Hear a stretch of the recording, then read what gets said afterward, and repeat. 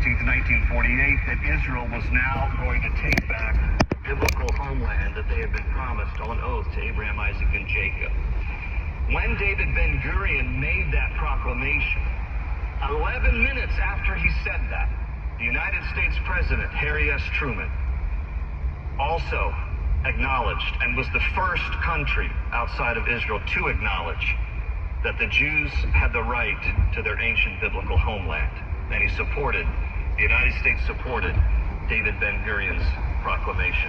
Now, Ben-Gurion did not say that whimsically or just, as an antagonistic statement like, let's all rise up and just take back our homeland. He said that because it had been granted a year earlier in 1947 by the United Nations. In 1947, the United Nations determined that there should be a Jewish state alongside Arab states. But the Arabs would have none of it. To the Arabs in 1947, the only good Jewish state is no Jewish state. 7 Arab countries rose up to fight against the Jews reclaiming their biblical homeland. Egypt threw in about 8,000 to 10,000 soldiers. Syria threw in 3,000 to 4,000. Transjordan, the older name for Jordan, threw in 4,000 to 5,000 soldiers. Iraq added 2,000 to 4,000 soldiers. Lebanon, 1,000 to 2,000. And then small numbers also came from Saudi Arabia and Yemen. These 7 Arab countries came together to try to fight to make sure that Israel did not regain this land.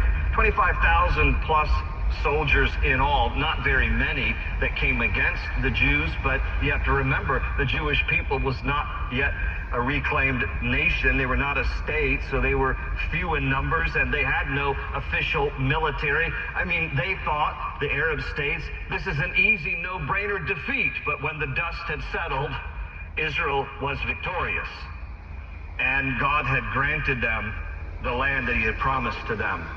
At the beginning of the war in 1948, well, actually the war started the first phase in 1947, there were 650,000 Jews living in that land.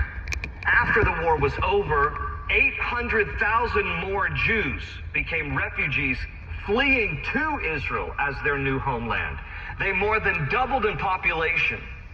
And yet, the state of Israel absorbed all those Jewish refugees into their country and into their